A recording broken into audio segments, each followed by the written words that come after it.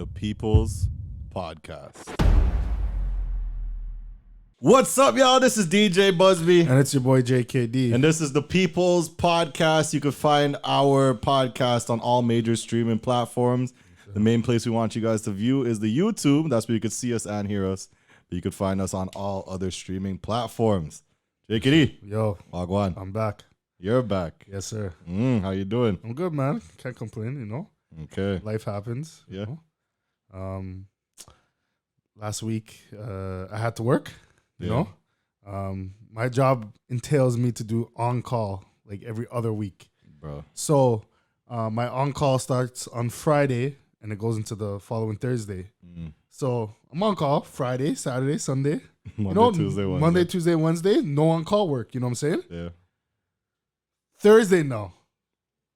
I get on call at 6:00 p.m. and I'm on call. I was on call till 12 a.m. the next morning. Jesus. So, My dad used to have that on call. Yeah. I used to hate it. You know, as a kid, right. Your parents are the people you play with and whatnot, Right. you're expecting a certain something from them every day. Right. And my dad had that on-call stuff that annoyed the heck out of me. Right. And just see it, like, sometimes he'd be up all 1 o'clock, 2 o'clock in the morning. And back in the day, I'm talking like those computers that had Snake on it. And what's the other one? Minecraft. Something. All those, not Minecraft. You know what I'm talking about, though. Minesweeper. Yeah. I'm like, what are you doing, Dad? I'm thinking he's playing his Pac-Man game. Right.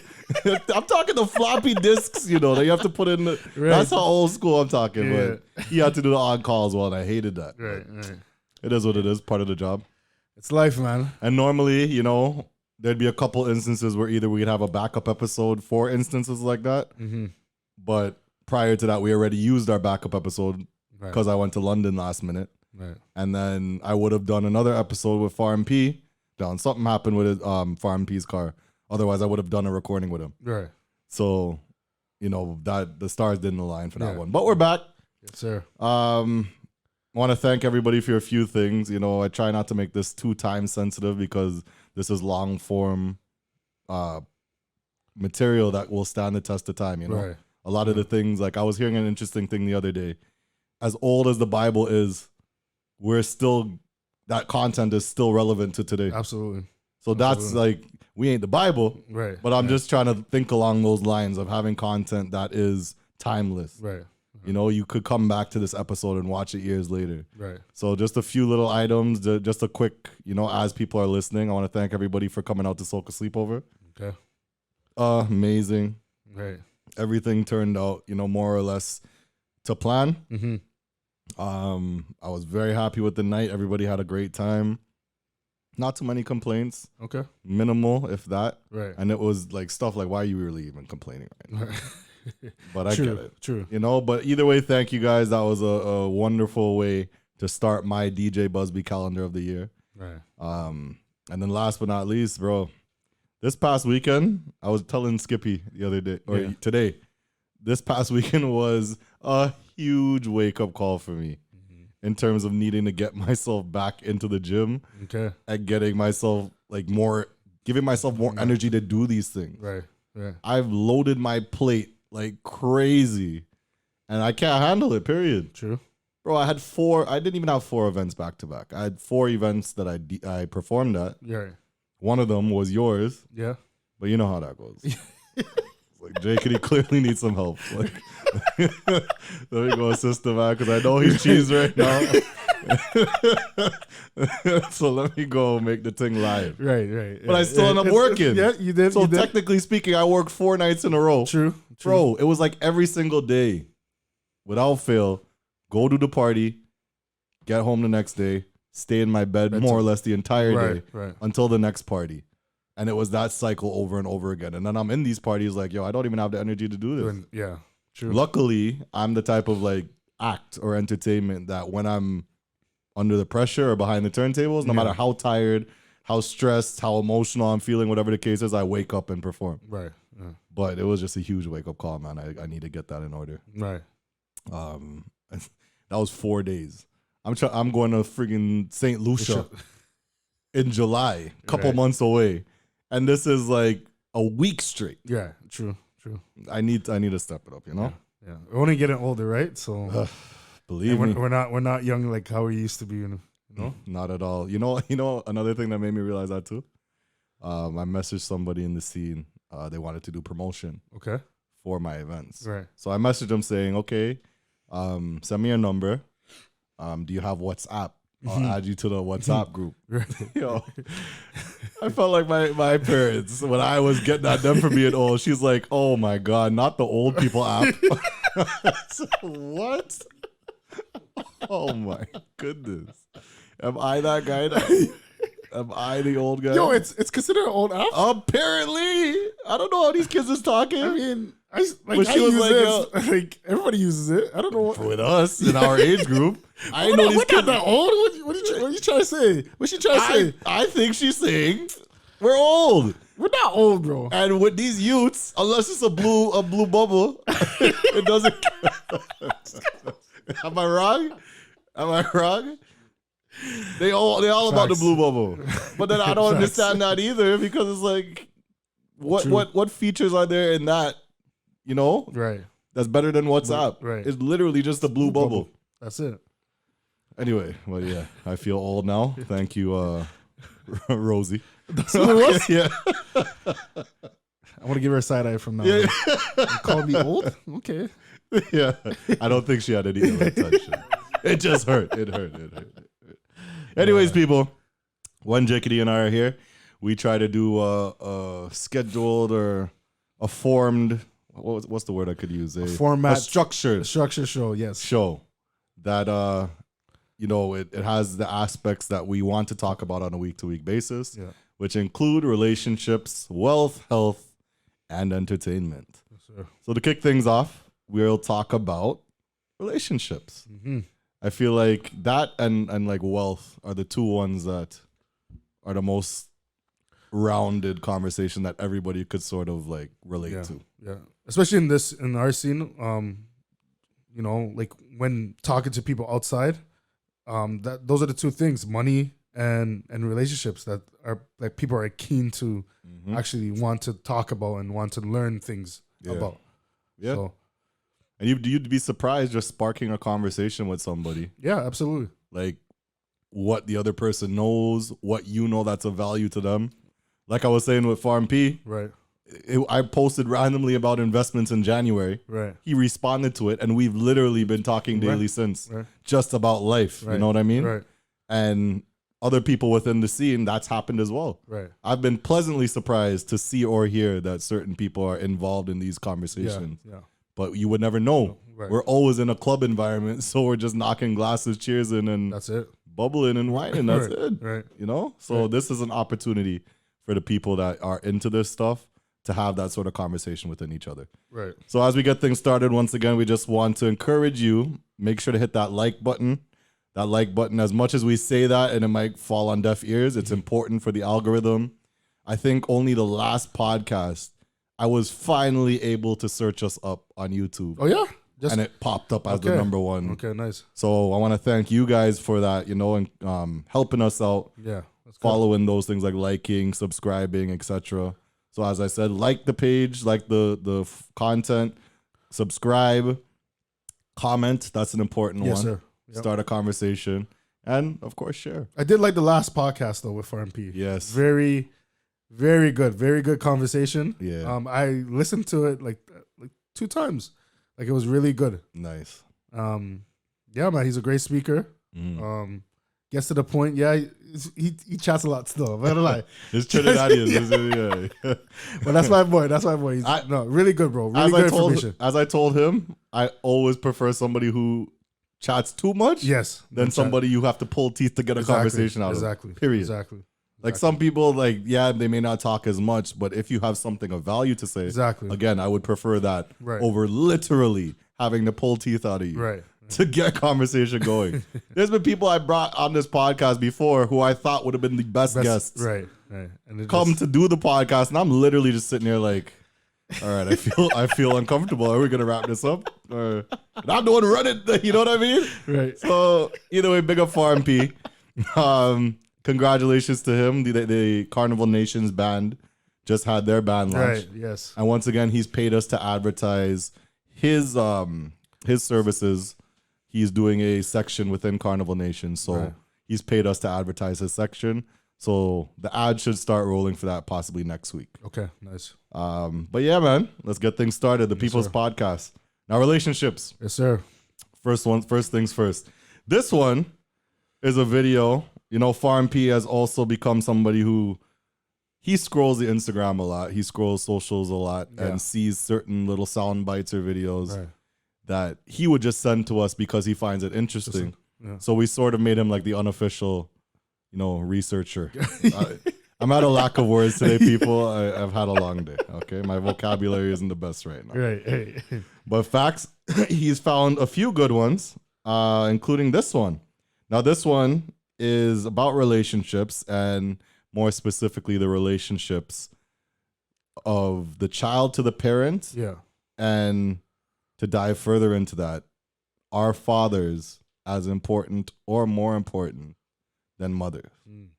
This is some of everything that we have done or that we do daily that contributes to the breakup of our relationship, the destruction of our man, and the failure of our children to be able to function. They did not tell us that all of that, being my own person and I'm independent, would lead to separation, loneliness, celibacy, and lesbianism. They didn't tell us that if you give up the man, you're going to take one of these things and it's worse and it will destroy your nation.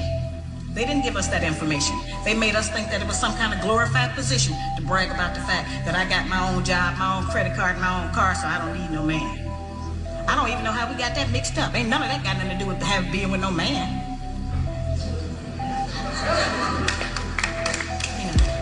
We have some serious relationship problems that nobody has been able to address us on because everybody wants to pretend that this is not going on.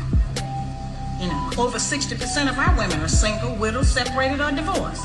They don't have a man. Very, very, very, very interesting topic of conversation. Yeah. Now, as I said, we try to get sound bites or videos off of socials that could spark a broader conversation. This one in particular, as I said, is about fathers and their importance or their role within the family unit. For those of you that are on the audio platforms that didn't see the video, a lot of what she's saying is one thing, but the text that's showing within the video we just showed is a whole nother thing. So I'll read that out to you guys. And these are some statistics. Of course, they're not 100% factual, but I could generally believe a lot of these just living life and seeing people. The text within that video said 90% of all runaways are from fatherless homes. 85% of all children with behavioral disorders are from fatherless homes. 71% of all high school dropouts are from fatherless homes. 75% of all rehab patients are from fatherless homes. 85% of all prison inmates and 71% of pregnant teens don't have fathers. So what do you think about this topic of conversation? And this one probably hits home for you because your situation growing up, right? Yeah. I mean, the numbers are clearly high. To dive deeper into this, it's I think these numbers are high, especially within our community. Yeah. I'm not saying like, the Caucasians or the other like the Asian race and the other races. I'm not saying that their numbers are not high. But growing up and seeing my friends, seeing people that are close to me, I can tell you that these numbers are pretty much accurate. Yeah. You know what I'm saying? And I don't know where you get 71%. Right. Because it's clearly not an accurate number. And what is your thesis? But what you're saying is fact. Yeah. So, and I myself are a statistic to this. You get what I'm saying? Like I grew up, my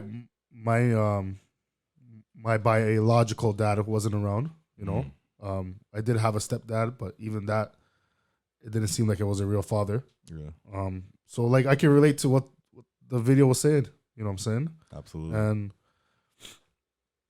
just to dive deeper into it, like, yeah, bro, like there's no structure if a father is not at home.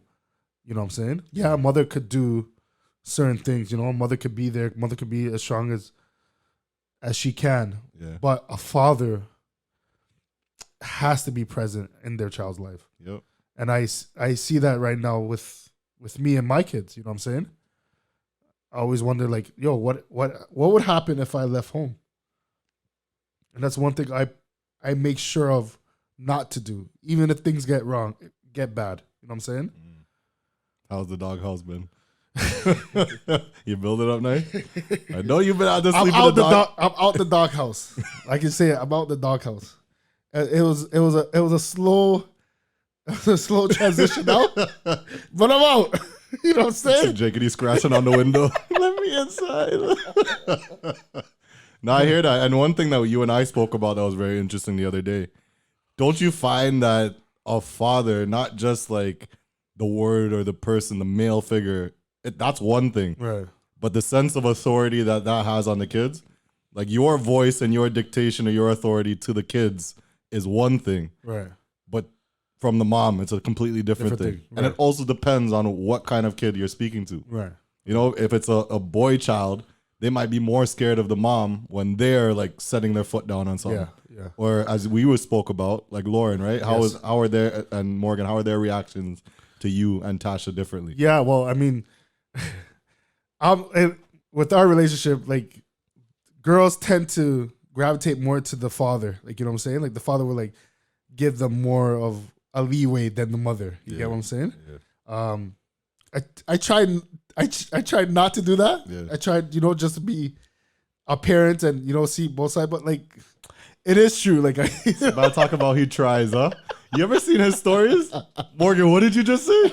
What did you, Dada? Say it again for Tasha. Say it again for Instagram. About try. This man glorifies that. Oh man. No, that's good though. That's good. Yeah, though. man. But I can see the impact it has with both, me and Tasha in our kids' lives. You know what I'm saying? And it's not just one. It's not one. It's both of us, and I mean, it's both of us working together. That's good, man. You know what I'm saying? Yeah, it's an excellent thing. Yeah, man. Another thing, along those lines of what we're talking about.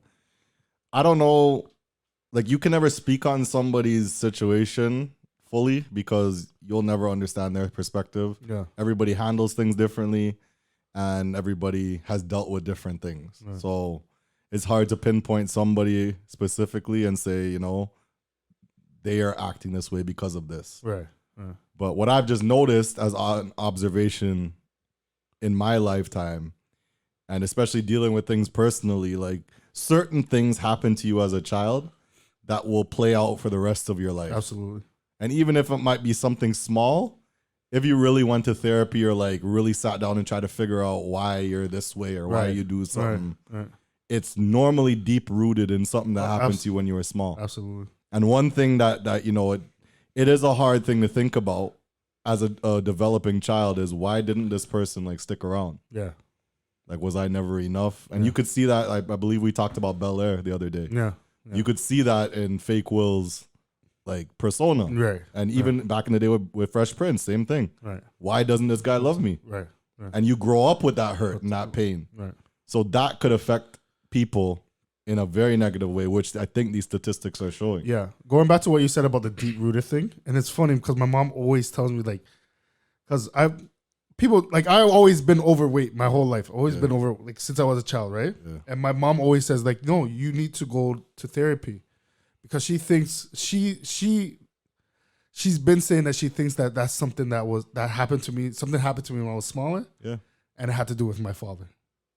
She keeps saying that, and I keep putting it off. Like, no, I'm just big, like, I'm just like, but like growing up now and seeing things, like, she's starting to make sense now. And there's stuff that I probably still have baggage of that I don't even know of, and I need to talk to somebody. You and me both. Like, so, I literally went through. I was a small baby, like child, up until a certain point. Then I was like the chubby kid. Right.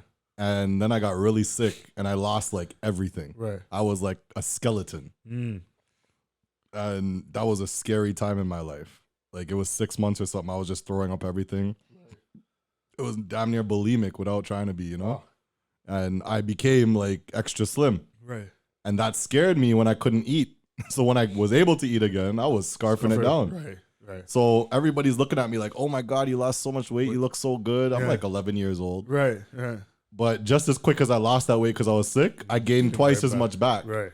And haven't recovered since. Right. Right. And then there was a point of like 6 months where I was actually like in the gym constantly, damn near daily, man. Right. Right. And to my own, like, it wasn't because I was going with anybody. It wasn't because it was just because I made a conscious effort to go. Right. I was in there every single morning before work, and it was like a 6 month period, and I lost so much weight to the point where people were coming up to me in feds like, damn, you look slim. Right. Next thing I know, my grandpa passes. All of that again, gone out the window. Right. I was just in a depression. And that was like the first real serious death I've ever had to deal with. Right. So a lot of those little things, it plays into the bigger stuff. You know, and to tie back, sorry? It does. Yeah, and to tie back into the conversation of fathers, you know, like those things happen as a child and everybody handles it a certain way. I would like to think that it's the father figure, and having that is very important. Yeah. Like, you know, obviously if you don't have a dad, that's one thing. But if it's just your mom and you don't have any male representation in the house, that's not good. Right. Yeah. You know, like having a male figure, like an uncle or a grandfather or something at least is very important. Yeah. You know, like I had those, like, as I said, my dad was on call a lot. Right. And that was still my dad at the end of the day, don't get me wrong. Right. But when you really break it down, I saw my grandpa a lot more in certain instances than my dad. And he was that father figure to an extent. Right. You know? And that's a big thing as well, just having a figure present. It doesn't necessarily have to be a father. It's ideal. Yeah. You know? And that's why I always say, like, I don't want to come here and like preach this and then one day you see buzzing a Drake scandal and I have a little friggin' stripper baby somewhere. You never know. Life changes everyday life changes. Right. But that's why I would always tend to preach, like, be careful who you end up laying down with. Absolutely, bro. That's a fact. You just never know who this person is going to be in your life. Yeah. That could be it for you. Right. And most people, like, you're going to look at your kids and say, you know, as much as I may have made a mistake or as much as I may have got hurt, I would never change this for the world because I have my kid. Right. Yeah, but I'm sure you would change your circumstances for the child. Yeah, absolutely. And no matter what you pushed out or what was pushed out, that child would have been probably what you imagined and more anyway. Right. So that one child, yeah, they're amazing, they're beautiful, but you could have had an entirely different living situation for that child that would keep them out of these statistics. True. I want to add to, like, it's like it doesn't necessarily have to be a male figure in the house that is not in the house that is that can cause trauma to a child. You get what I'm saying? It can be from generations ago, and I bring that up because situation with my mom. My mom doesn't know her dad, right? Yeah. I'm not gonna get into too much details, but her father and her mother, because they didn't get along after the fact that she was born, it caused that relationship rift between my mother and my grandmother. So I can sit down in front of you right now and tell you I don't know my grandmother's name. Jeez. I don't know nothing about her. She doesn't know nothing about me. Wow. Seen her a couple of times. That's it, bro. It's crazy. And the couple of times that I've seen her, the first thing she comments on is my weight. Yeah. That's exactly what we was talking about with Forum. Right. Yeah. Right. So, with that being said, is that the position I'm in now as a father, I'm seeing certain things that I don't want to pass down to my kids. Yeah. You know what I'm saying? And I have 2 girls, bro. You know what I'm saying? I want them to look at me as that prime example of what a man or what a father should be like. Facts. You know what I'm saying? Yeah. So when they go out into the world, because they're going to get older, they're going to try to find a husband. You know what I'm saying? Mm-hmm. I want them to find something that emulates what I did at home. Got you. I'm not saying I'm perfect. I'm not a perfect guy. You know what I'm saying? But they should look at me as that example of like what a man should treat a woman. And I try to display that every day with my wife and with my 2 kids.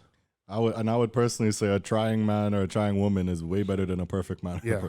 Is there even such thing as a perfect man or a perfect woman? Yeah. Nope. You know, and trying is leaps and bounds ahead of people who give up on their responsibilities. Yeah, absolutely, bro. You know, so that's a good thing that you're providing that example for them. Yeah, man. So once again, just the fathers in the home are a very important thing. Be careful who you decide to put that seed in you. Be careful where you decide to lay your seed. Mothers, as we all know, are extremely important, but the fathers are key in the household, and it's important that you take some due diligence beforehand to figure out a person. Yeah. And I must say too, like, men especially have to start taking some kind of accountability, bro. Yeah. I just seen a clip the other day with Shaq.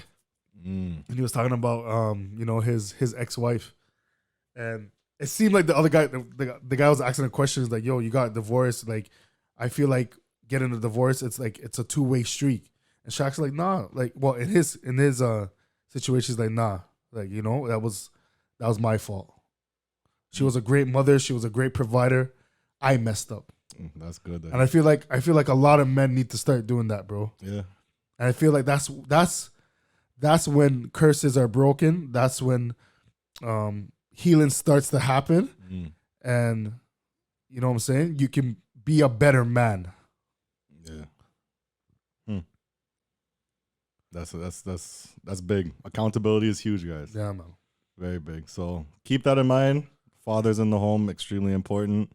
Make sure to take the due diligence, once I said, or, you know, and figure the people out before you make them the father or sperm donor of your child. We don't want to see that anymore. Yeah. This podcast is all about developing the next generation and our generation fixing generational curses. Right. So you see the statistics, let's break it. Right. Next, wealth. Yes, sir. So this is a dope one. We found a quote. You have the notes pulled up there? We have a quote that we saw again on socials, and I thought this was a very powerful quote.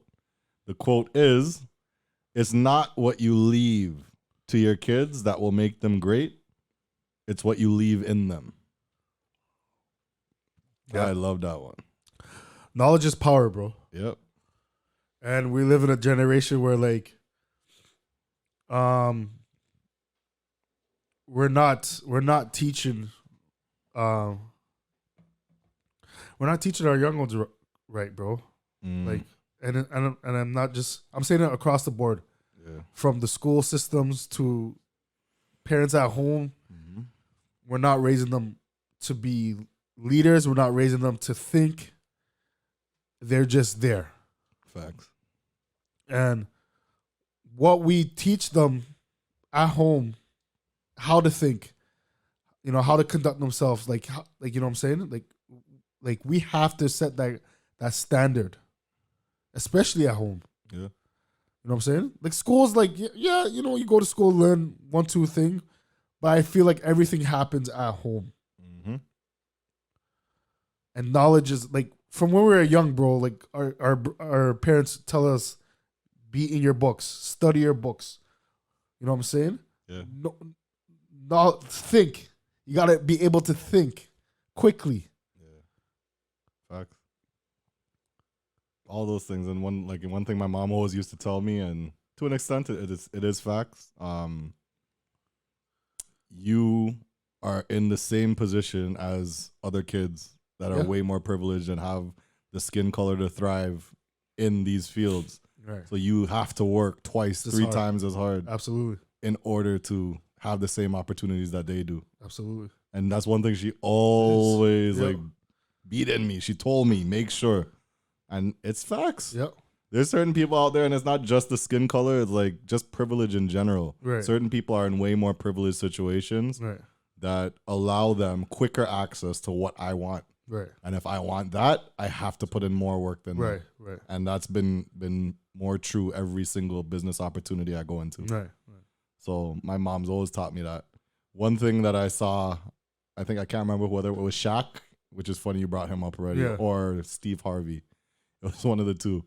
But he was saying in an interview, I think they asked them about their kids, and they were like, "Listen, I'm rich. Yeah. They not rich." Yeah.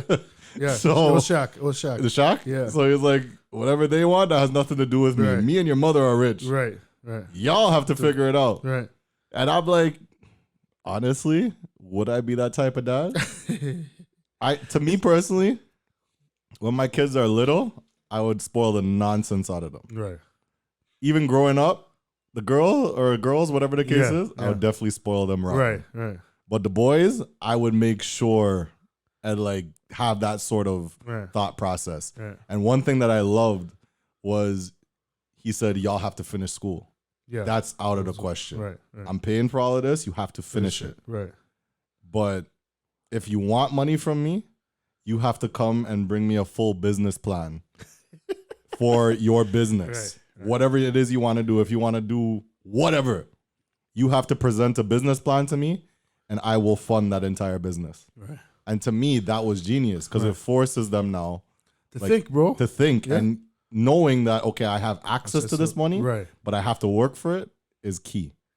And that's something I resonated with. And I'm like, when I do have kids one day, that's what I want. Yeah, it's just teaching them a valuable lesson of like hard work, bro, and dedication. You get what I'm saying? Nothing comes easy in this life. Yeah. Like I'm pretty sure Shaq had to train, he was in the gym hours and hours and hours to get where he's at. Mm-hmm. Same with Kobe. Same with all these other guys. You know what I'm saying? Another funny one Shaq said was, yo, Kobe was always way better than me. Yeah. And then they were laughing and he's like, you know why? They were like, why? And they said because Kobe was literally like insane with the amount that he practiced. Yeah. He'd be first one up in the morning, practicing till he goes to sleep at night. Shaq's like, I didn't have time for that. I practiced, but I wanted to go party. Right. That's how I wanted to live my life. Right. Right. And at the end of the day, like Kobe made a complete name for himself. Right. Forget that he passed. He was already a GOAT. Right. Right. Right? But all of those things, like, again, look at his passing. Yeah. What did you leave them versus what did you teach them? Right. And I'm sure what he taught them was more valuable. Exactly. Anybody, like, no matter how much you get into it with your parents, I can't speak on everybody because some people don't have that relationship with their parents. Right. But even with a rocky relationship, at the end of the day, that's your mom or that's your dad. Yeah. And they could leave you any amount of money in the world. I am sure if they died, that money would probably be the last thing on your mind. Yeah. Because you want them. Right. You want all their Right. guidance and knowledge back. Right. So it's important to leave them, even with that, a good relationship. Yeah. You brought these kids into the world. One thing that pisses me off is parents who don't want their kids. Right. Yeah. You brought us here. You brought this person here. Why don't you want them? Right. They didn't ask to be here. Right. It was your decision. Don't do that. I just seen a Elon Musk. I just seen like a post on Instagram saying the exact same thing. Yeah. It's like I brought these kids into to this world. Like, you know what I'm saying? They're my responsibility. You know what I'm saying? Yeah. And pretty much it. That's pretty much it. But to go back to what you were saying, another thing too is that I feel like when it comes back down to teaching and making it knowledgeable for our kids, we have to be patient. That's one thing that a lot of us parents or I'm talking for myself, we have to be patient because they're not gonna get it at the first try. Yeah. So I think patience is a big key for our kids to be knowledgeable and for them to understand everything that that we're teaching them. Yeah. And to add on to that point, I think no matter how much we try or anybody tries to teach a younger child or a younger person anything, regardless of how smart you are, come off to them. You could be their superhero. experience is always the best teacher. Oh, absolutely. Sometimes we do need to touch the stove to know it's hot. That thing could be flaming red, but I still need to go and poke at it and touch it to know that's hot. You ever heard I don't know if your parents tell you, but you ever heard the term where they say like wait till you have kids? Yeah. My mom used to say all the time to me, and I'm realizing now, bro. I shouldn't even say. Okay, this is not pre-filler. I'll mute it. Wow. That made me feel like, yo, I'm sorry for how I treated my parents. Right. And I'll cut that part out, but more or less, there's people that are gonna come into your life, and I'll leave this part in. There's people that will come into your life, that you will feel like, yo, why am I treating you like I'm your dad or I'm your mom? Right. I'm not your parent. I shouldn't have to be telling you certain things. And those people have definitely come in my life, and to a very close scale, to the point where I had to sit down with my parents one day and be like, so-and-so did A, B, C, D to me, and I realized that I did A, B, C, D to you. Right. And I am sorry. Right. And my parents were just like, listen, it's part of it. Yeah. But the difference is you are our child. Right. So we love you. But you should not have to do that with anybody in your life like that, unless it's your child. Right. And I'd be sitting there sometimes like, do I really have to sit here and talk to this person? It makes you wonder. Like I'm your father. Right.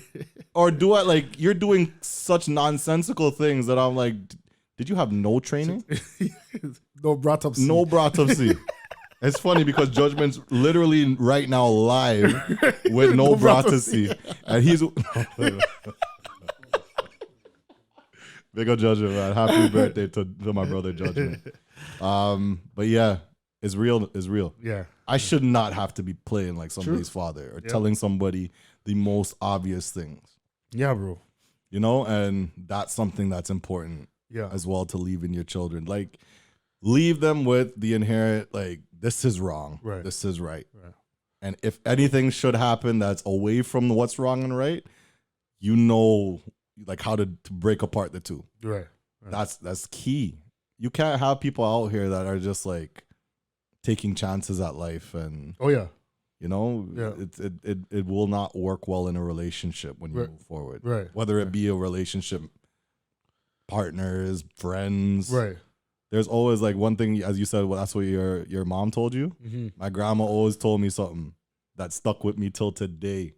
And she would always tell me when I was younger. And I never understood it when I was a kid. Okay. Friends will carry you, but they won't bring you back.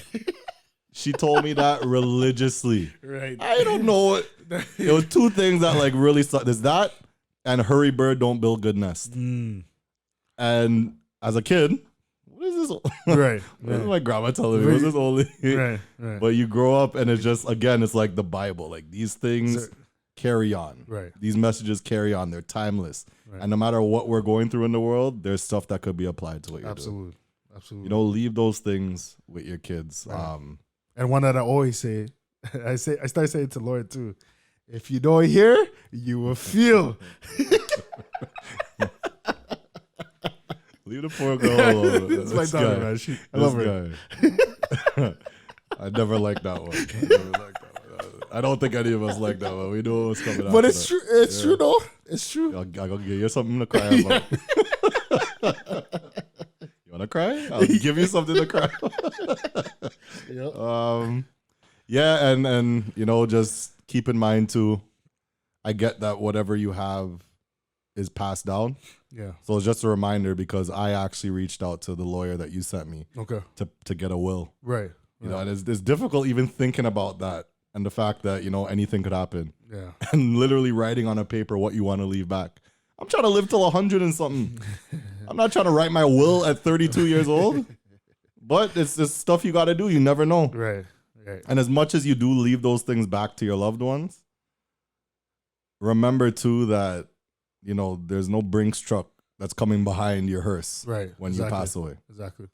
And that thing, it's going to get left to who you leave it to be inherited to. Right. But at the end of the day, again, what's more valuable is the knowledge. Right. because like I think it was with Jasmine Lee, she was saying how she's dealt with so many properties that were inherited, Right. and saying like if the people that left the property to their children only saw what their children did with that money, Right. they'd be turning in their grave. Right.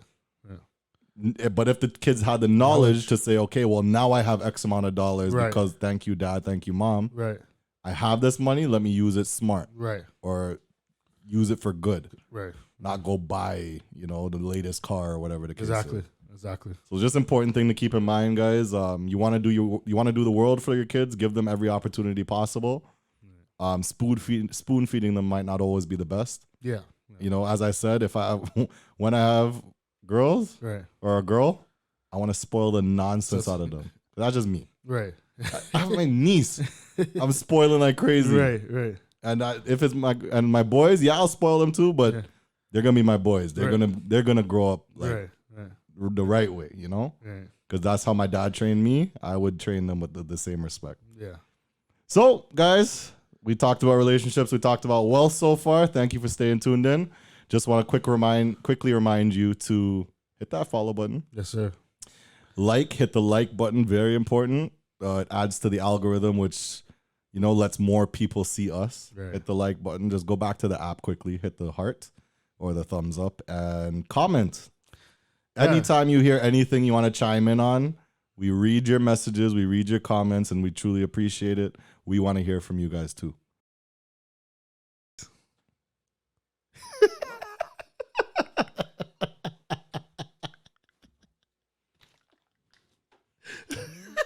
After all of that, we just had a good half hour of conversation about you want to be a role model. You can edit that.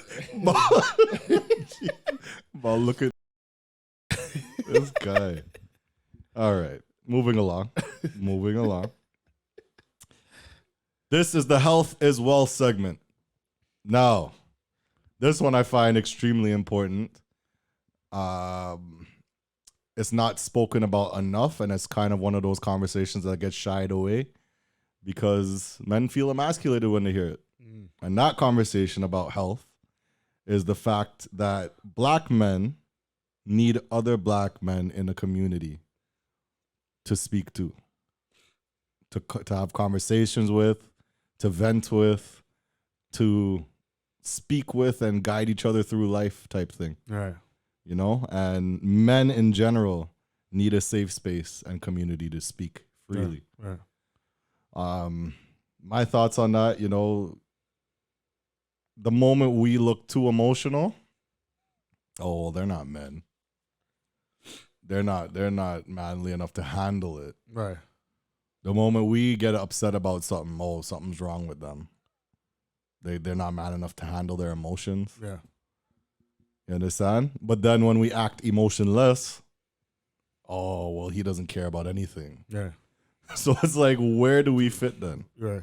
What are we supposed to do? What is this ideal man that you guys speak of? You understand? Right.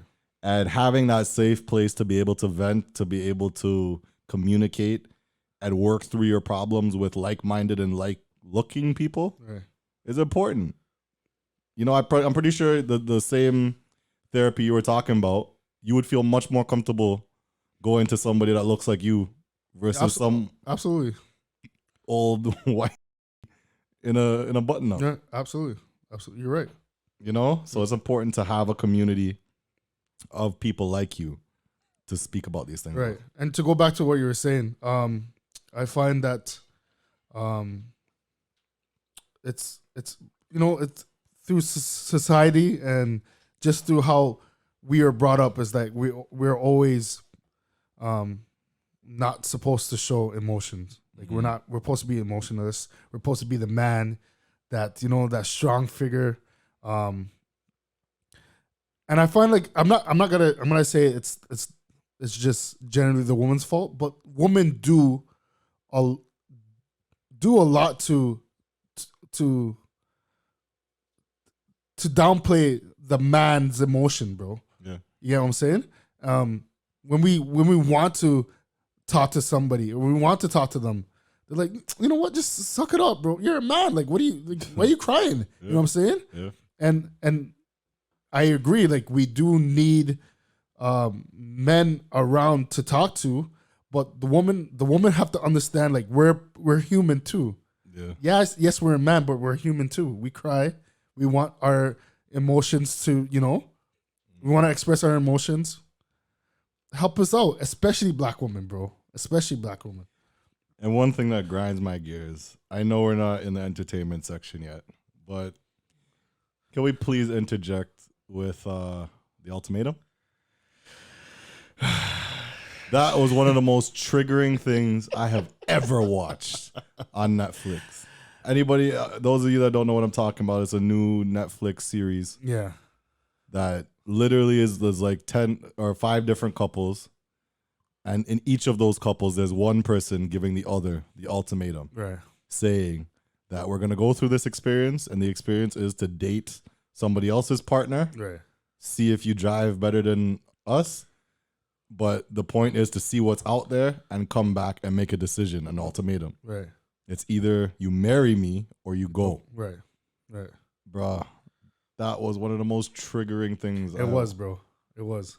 It was to the point where I had to stop watching in one episode, call Tasha and tell her, you better not watch this show. Not thinking that she would want to do something like that. It's just that it wasn't edifying. Like, it wasn't promoting strong relationships. You get what I'm saying? Yeah. Or working out relationships. Like, you know what I'm saying? Like, this show, to me, it promoted an easy way to get out of something that you're starting with somebody. To me, You're telling me I could go date somebody 3 weeks, and if I like it, I go with them to the sunset. I go off to the sunset with them. Come on, like people have forgotten that relationships are not roses. They're not. It's not greener. Like it takes time to build a great relationship. It's not the honeymoon phase all the time. Exactly. Yeah. Like I'm with my wife for going on 8 years now. 8 years now, bro. And I'm still married to your wife. Married to my wife. Yes. So been with my wife for like 20. Let's just say double that. 16 years. Let's just say 16 years. She gonna get mad if she. You better get that number right. I don't know. Something like that. Number right. Till this day, bro, I'm telling you, I'm still figuring her out. Yeah. She's still figuring me out. Yeah. It's not a 3-week thing where like I would have lived with somebody for 3. If I ever came home with that ultimatum with her, she'll just slap me across the face. Seriously, bro. Because as she should. Bro, it doesn't make sense. It doesn't make sense. That's one of the reasons I couldn't watch that next one. Which one? Love is Blind. I have tried literally 5 different times. Right. Gotten through the first episode fully. And like 10 minutes into each time this happened, 10 minutes into the second episode, I'm like, I can't watch this. You're literally talking about you just met somebody by voice and say you want to marry this person. Right. Are you high? Like, what else is going on this show? I couldn't. But the point I bring up the ultimatum for was that character Zay, yeah. I knew you were gonna say. Bruh. So I have dealt with this a few times in my life. I call it an argument tactic because it's bullshit to me. Right. If I'm upset with you, I think I have every right to be upset with you to an extent. Myself, I get that other people, they might get upset at the smallest things. Right. But either way, if that's your partner, them expressing that they're upset to you should tell you something. Right. That whatever the hell you're doing is upsetting them. Right. So maybe it might be a green light to think about it and say, what can I change or fix? Right. Because this is my person. That scene with Zay, I don't know, did you finish it? I did. That scene with her, and I'm really not spoiling anything for you guys, trust me. That scene where she was talking to the next one, the tall guy, I can't remember his name. Anyway, the tall guy with the tats. Yes, okay. And they were the fake marriage for the 3 weeks. Right. And they got into an argument. Right. And he was speaking in a certain tone because he was upset. Yeah. And immediately she dismisses everything. Lower your voice. Right. Don't talk to me that way. Lower your tone. Right. And that's only pissing him off even more. Right. When it's like, instead of sitting there and listening to what this person has to say, whether it be anger to the point of them yelling, to me, as long as they're not calling you out of your name and he's calling you bitch or some type of thing, then maybe I understand if you want to use those tactics. Don't call me no bitch. Like, it's not even a tactic at that point. It's simply respect me. But some people can't handle an argument. I'm not allowed to raise my voice to a certain level because you don't like that. Get the out of here before I start to cuss now. You understand? And that pisses me off. Especially when I see that, and I've been through it many times. When women start using them or even men using them argument tactics, lower your voice. Why? When your voice is too high, or when you're talking like that, you're wrong, or whatever the case. Again, that just shows to me that, remember, they don't know each other. They don't know each other. That's the shit. They don't know each other. It's as simple as that. And then you want to go off into the sunset with this person. Exactly. Well, the point I make is that, like, you should be allowed in a relationship to express emotion. Oh yeah, 100%. I personally think physical is not called for. Nope. I think calling somebody out on their name is not called for. Nope. But if I'm angry and I want to yell, I'm gonna fucking yell. I'm sorry. Yeah. Especially if you've done something to piss me off, and it's not even like you've done it once. If this is like a reoccurring thing and I'm like pissed. If I'm raising my voice, God forbid, I use my voice to express how angry I am. And she wants to talk about, lower your tone. That's only gonna piss the person off even more. Right. You understand? And those type of things is like, okay, well, can we show emotion? Y'all say you want that, but then when we do show it, no, lower your voice. You have to show it to me a certain way. Nah, it doesn't work like that. If you don't like the tone or whatever the case is, all right. We're not meant for each other. Because I've seen my parents yell many a times. But what I admire and love about them is the fact that the next day, or not even the next day, a couple hours later, it's business as usual. And I have not been able to find that in anybody. And that's love. And that's something that was built, though. Yeah, I know. That's something that's built over years. You get what I'm saying? It didn't start off always like that. Because, like, I can tell you with me and Tasha's, like, when we, back in the day when we used to argue, bro, I used to just want to leave the house. Does that solve anything? Most of the conflict that we have in this day and age could be solved with just a conversation. Two adults talking it over. I didn't like this because blah, blah, blah. Okay, I didn't like how you did this. So how can we fix it? Done. Never go to bed angry. Never let the sun set on your wrath. My mom used to always tell me that. Say that again? Never let the sun go down on your wrath. Something like that. Jeez. Never go to bed angry. Yeah. I like that's a fact. Like, this is somebody who you're now deciding to sleep beside. Yeah. Every single night for the rest of your life. Yeah, bro. This is a serious decision. And if you can't have a simple argument or discussion with this person, what are you doing with them? And all I've met to anything like that is resistance thus far in my life. I get upset at something, you immediately notice pulling back. You immediately notice now they're giving attention to other people. Now they're exploring what else is out there. And it's like, I thought we had a relationship where we could figure these kind of things out. And it's not like I'm coming to you on some, like, you left the toilet seat up and I'm screaming down the place. But the reality is, like, I've never met somebody that I've seen through my parents. You know what I mean? Yeah, we get into it, we fight, but I know in a couple hours it's so-and-so's karate class, or I know that dinner has to be done and I need to get this off of the top shelf. And even though I just cussed you down, can you come and help me? And my dad will do it, no questions asked. Exactly. That's the type of example that I saw. And I'm okay living with. So it's a matter of meeting a like-minded individual like that. But I can't find that. It's facts. Not only a safe space with other black men, which is big, it's just a safe space in general. And your home should be your safe space. So just keep that in mind. And anybody listening to this, like, if somebody is upset at something, in my opinion, instead of using argument tactics and nonsense like that, which will aggravate the situation even more. Right. Sit down, listen to what the person is saying, Right. and then say, I've given you your chance to speak. Can I speak now? Right.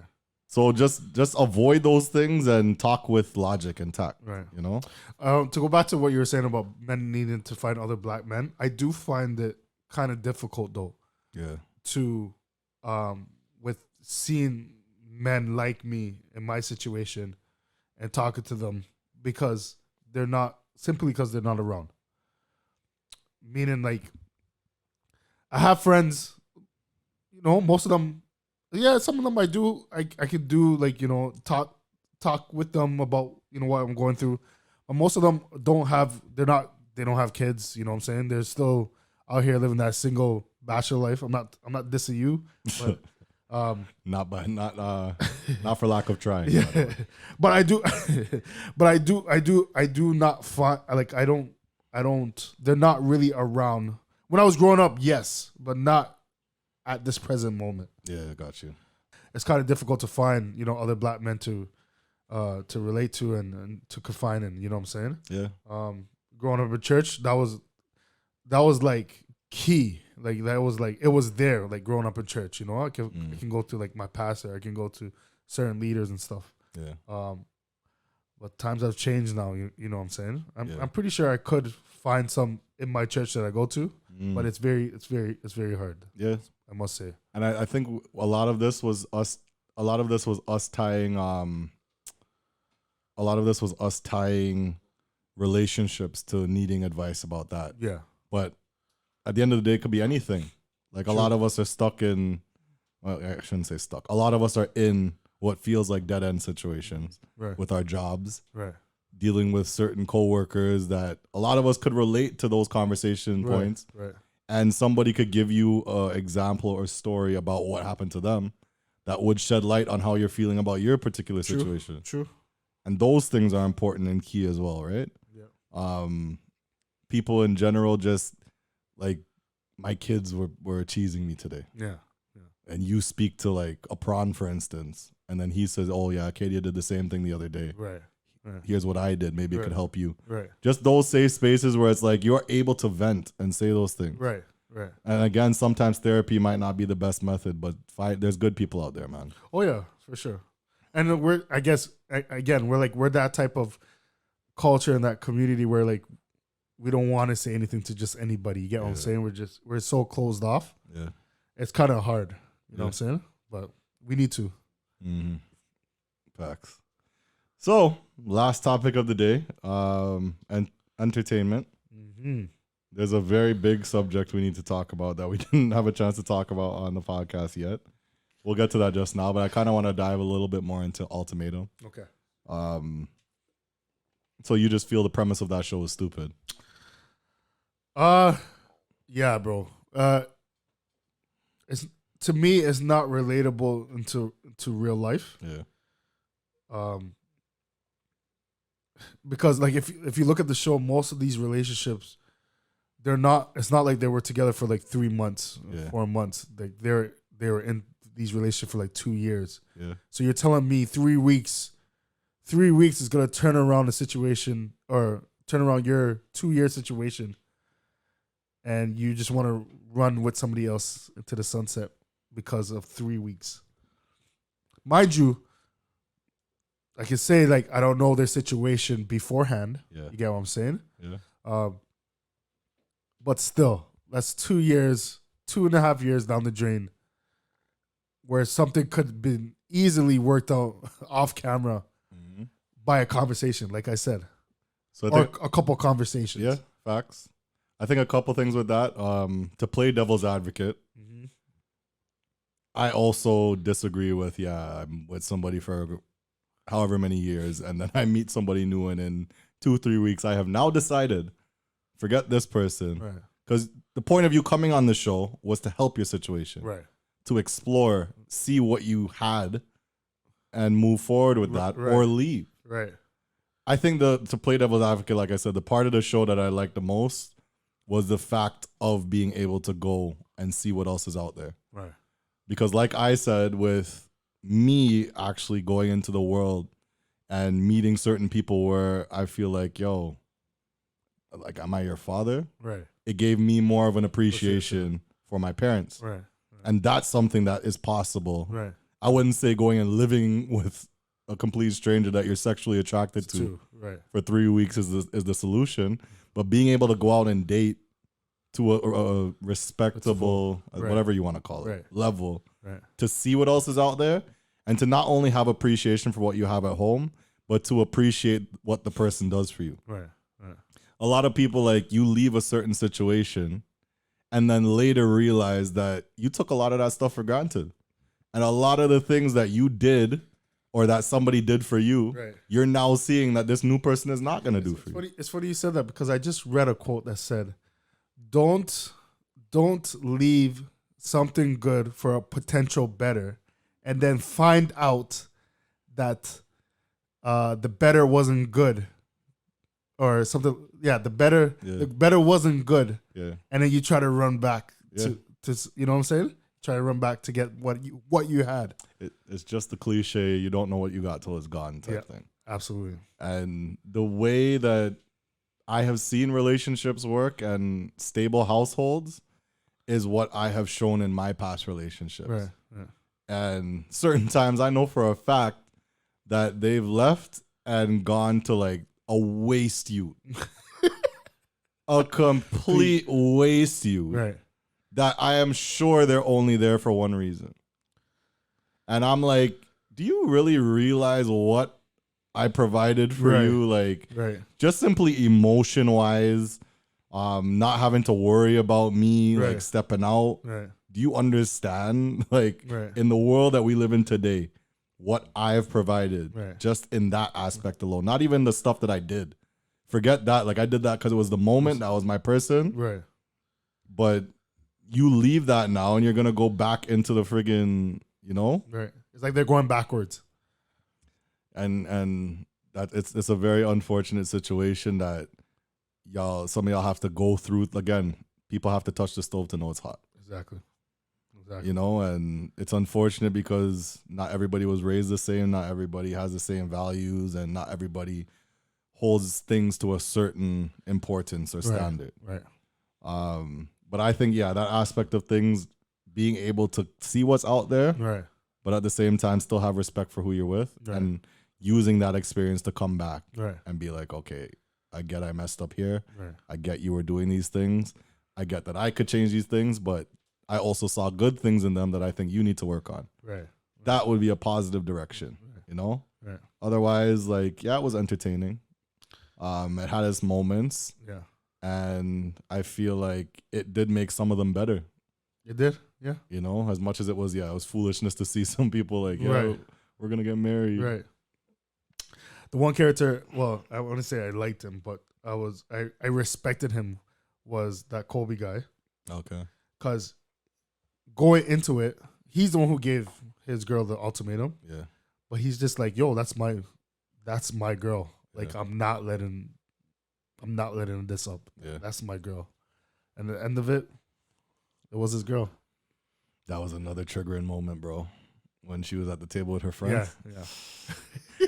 I'm watching this clenching my fists, bro. Like, what the is going on? Right. That was a crazy scene. Right. But yeah, he a bit held crazy, through. but He held through. he knew what he wanted. Yeah. That's what I'm getting at. He knew what he wanted. You know what I'm saying? Even though she a loose cannon. Like, anyway. Yeah. Let's see how long that will last. A couple other things. One of the main important ones that we have to talk about. Sure, everybody knows what I'm about to say, and that is the Will Smith slap. So, what are your thoughts on that situation? Was it warranted? Was it, bro? Violence in any shape or form is not warranted at all. Gotcha. The little cussing that he did, yeah, yo, I could deal with that. You get what I'm saying? You know, don't talk about my wife. The little cussing verbally, fine. But for a man to go hit a next man, not right. Let that have been some audience member that went up and slapped a celebrity.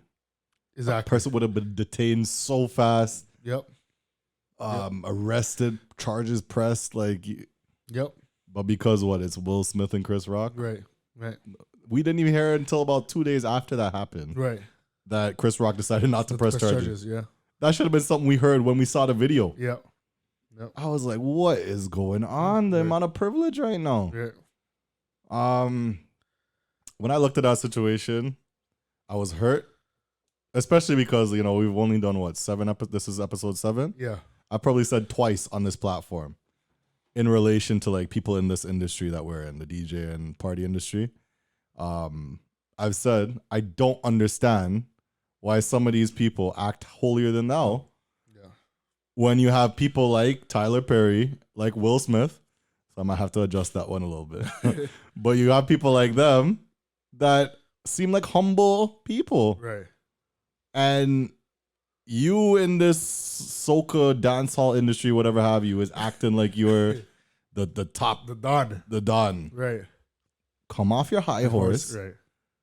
Look at these people who are like to a success level you probably will never reach. Right. Understand that they're humble at that stage, right, and you need to humble yourself a little bit. Right. Straight. Right. And I've always said that about Will Smith. Was one of those people I categorized as that. Right. I still don't even think I should fully take his name out of that conversation. No. Why is it that we like to define people by one moment? That upsets me. And one thing that got me really upset about this whole situation was it was like everything Will Smith has done. Yeah.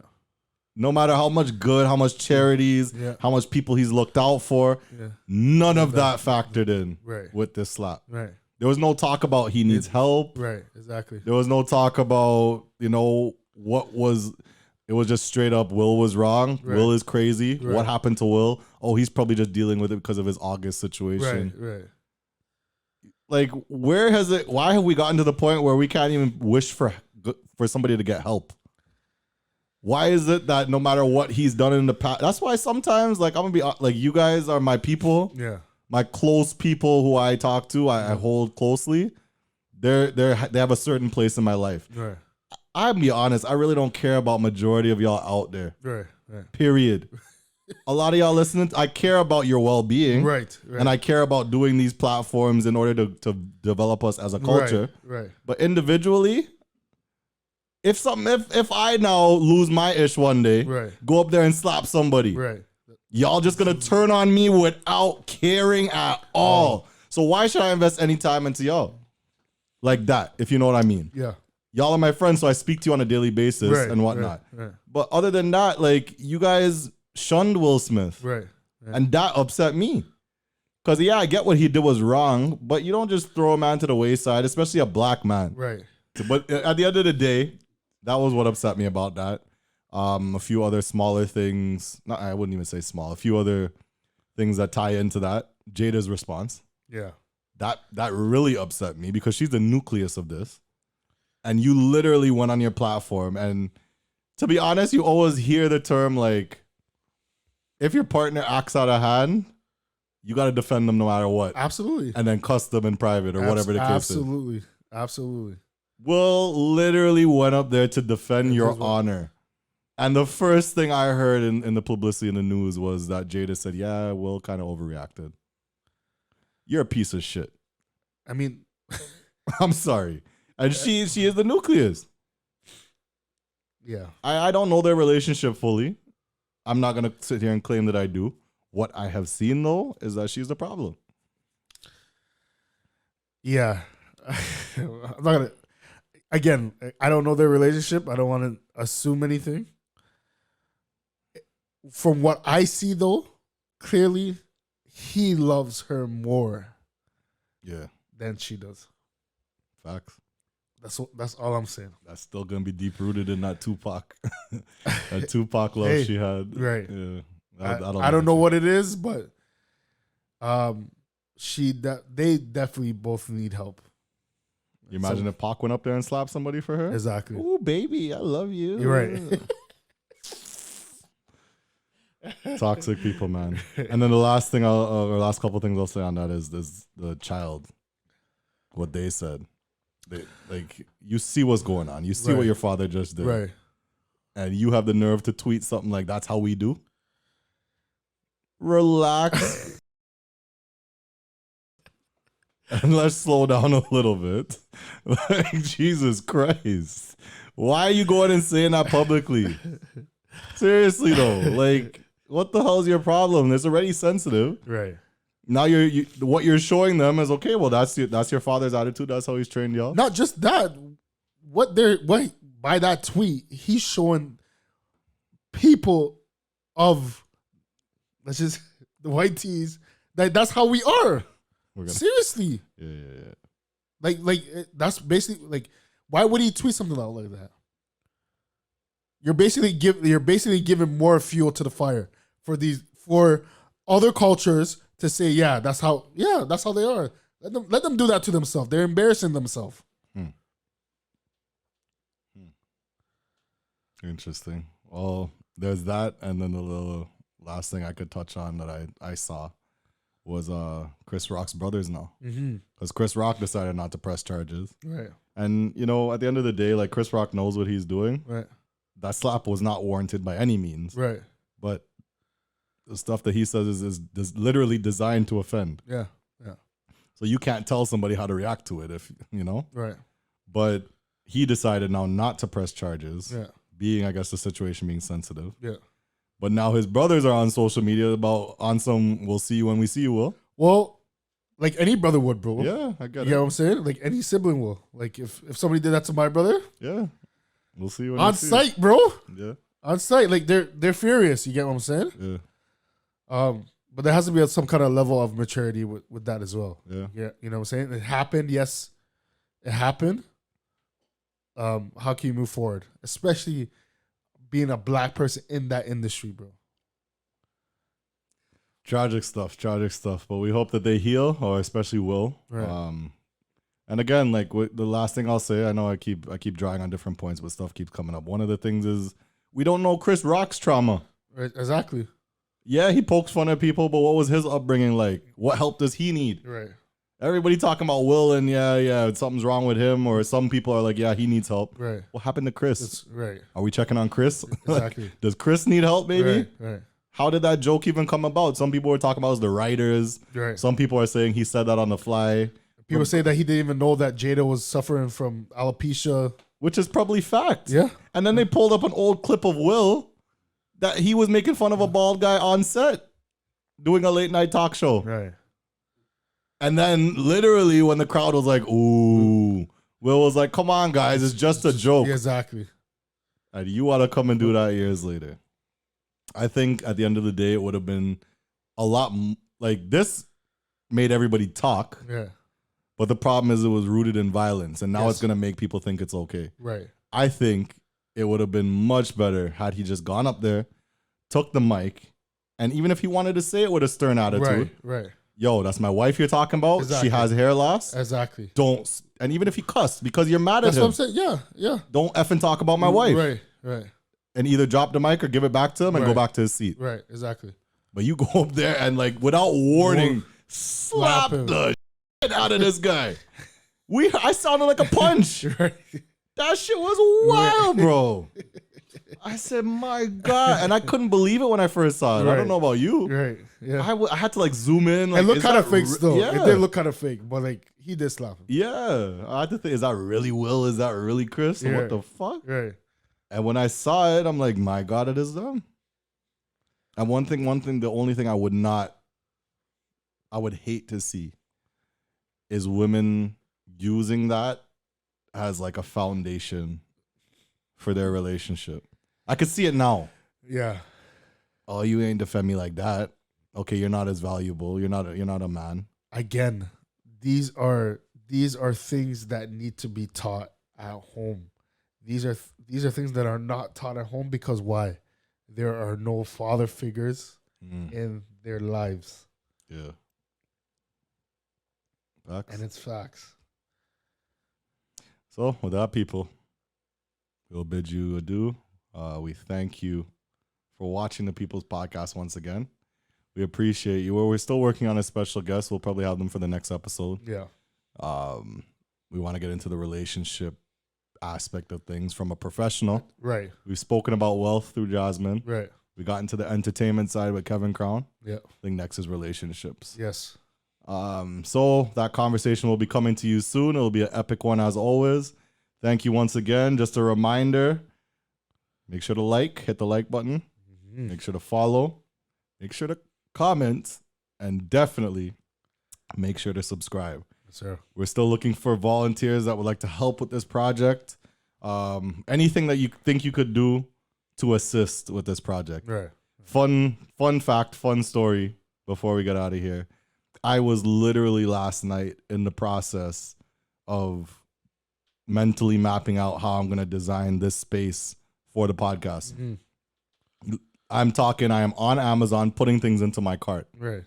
And I had decided for whatever reason to do a little video on my Instagram stories about something about my studio. Right. Somebody messaged me out of the blue saying that an artist that was living here in Toronto moved countries but couldn't bring all that stuff with them. Right. And literally just left those things with her.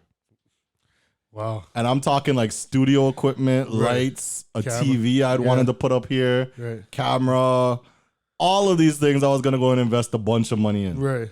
And I'm like, so first of all, where'd you get this stuff? Because I'm not trying to have nobody stolen equipment. But second of all, what do you want for it? Like, nothing in life is free. You know, do you want anything? Right. How much? She told me, no, I love to see the amount of work that you're putting in, and I could see that it's a lot. And I just want to gift you these things because they're just going to sit here at my house. I said, look at God. Yeah, facts. That is crazy. So we're in the process of redesigning the studio, and I'll thank her, you know, on a different show once we have the studio set up. Right. But something as simple as that. Right. If you think anything that you could give, donate, sponsorships from your office, from your work, if you think it could help the podcast and you want to pitch that to your work, right? Because businesses have sponsorship money that they could give away to platforms like this that are bettering the community. Right. So all of those type of things combined, like no matter who's listening, all we ask from you is your attention, also to share, like, comments. But if you could take it that step further and you really believe in our project, we just ask anything that you could do to support, to help out the project would be much appreciated. Yeah. Right. So as volunteers, sponsors, again, we're looking for any businesses that would like to sponsor the podcast. If you have your own business, if your company that you're working for, you know, they have sponsorships, right? Pitch this to them. Message me, message JKD. We have Skippy on board. We want to thank Skippy for his services. He's actually somebody who does that for a living. Right. He will compute or process like statistics and reports for the company he works for. Right. And he offered those services to us. Right. And a couple of weeks ago, I was telling you exactly that. Yeah. We need that. Right. So simply announcing it on the podcast brought Skippy into the fold, and he's been a fan literally since day one. And he's like, whatever I could do to help, I'll help. Right. And then he posed that to me as a service. Right. And I'm like, bro, I was just talking to JKD about having this and making that an important aspect of what we do. So we thank Skippy, everybody on board with the team, and you know, we're just gonna make it something special. Yeah, man, for sure. So thank you guys for listening. This is another episode of the People's Podcast, and we'll see you on the next one. Peace.